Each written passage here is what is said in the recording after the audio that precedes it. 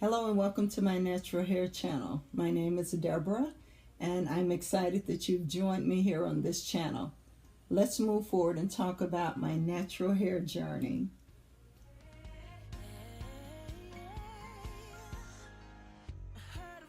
Journey in April of 2016. I did a big chop.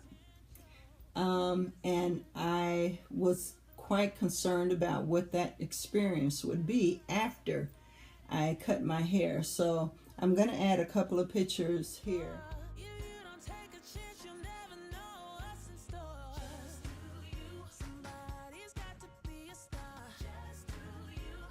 But my hair was never long. I never had shoulder length long hair. And not that it could not have grown, but I never had long hair. And so with my hair being short, I worked well with my hair. I enjoyed styling my hair. I had gone to beauty school, cosmetology school many years ago. And so I learned a lot of different things about doing my hair. One of the bad things one of my girlfriends would tell me all the time was not doing my own hair and coming into the shop and allowing someone to do it. But you know, I was one of those persons that felt like I was doing it, and I was doing it well myself. I knew what I wanted, knew what I liked, and would cut it. But again, as someone who went to beauty school and do understand, it's for those who have relaxers and using chemicals. It can be done at home, but it's best to allow someone with expertise to do your hair. And so there's no judgment here for that, because I did it for many years.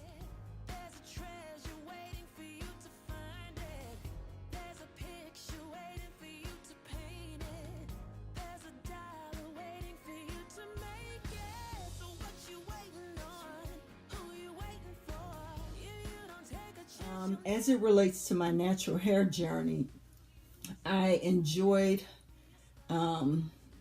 wearing tapered styles, tapered short cuts. There were times that I would go into the shop and allow someone who was great at cutting hair to give me very nice tapered hairstyles. I loved it.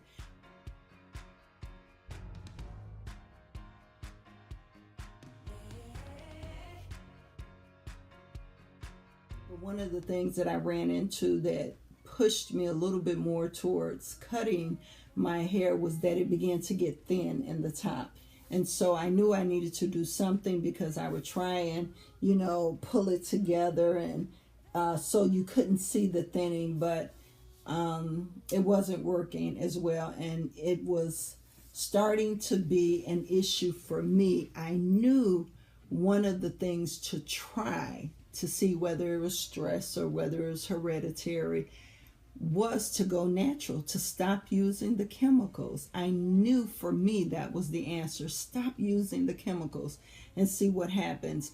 And I did, and I am so happy that I did. So I did the big chop, but as I mentioned, it was a challenge originally, starting the process. Clipping the ends and wearing a short tapered laid down cut was no problem, but to say go natural and cut it all off, I wasn't quite ready for that.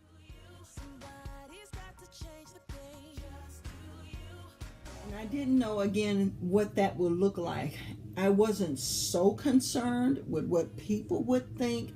I was more concerned with, will you be able to see this thin spot more clearly if I cut it down? What's gonna hide it? Will I have to, wear hats? And part of that is that I never have worn a wig. I've never had braids. Many years ago, when the French roll was in, many years ago, I would get tracks glued in and wear a French roll. But that was it. All of the modern things that are used, and women, the hair looks like it growed out of their head today. I just haven't tried it. And so that was part of my challenge. Once I do this, if I feel uncomfortable about it showing, then what am I going to do to fix that once my hair is all cut off?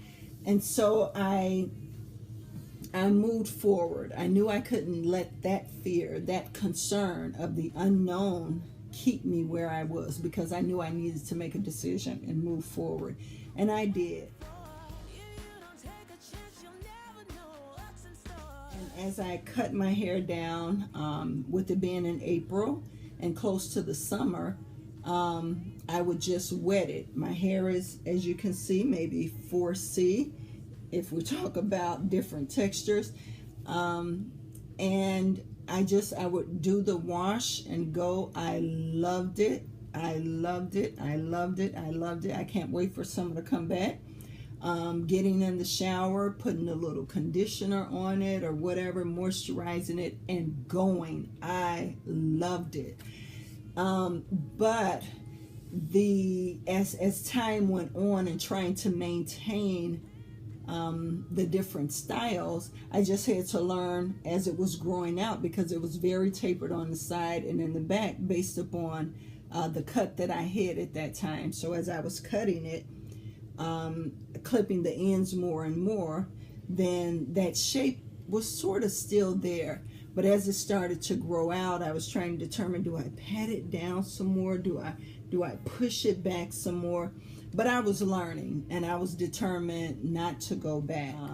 There were a lot of girlfriends who were natural, but then others who had perms and were faithful to their perms and had no problem having a perm.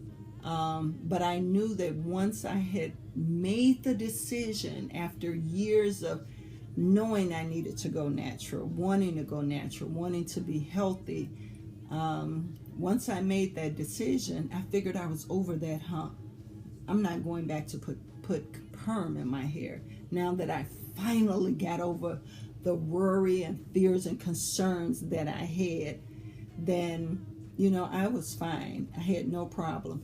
And so I will share more about my hair journey to this point. I captured a lot of pictures over the past months of different things that I would do in different styles. What I do like that I don't wear as often, because I do work in a corporate setting, is scarves. I love scarves.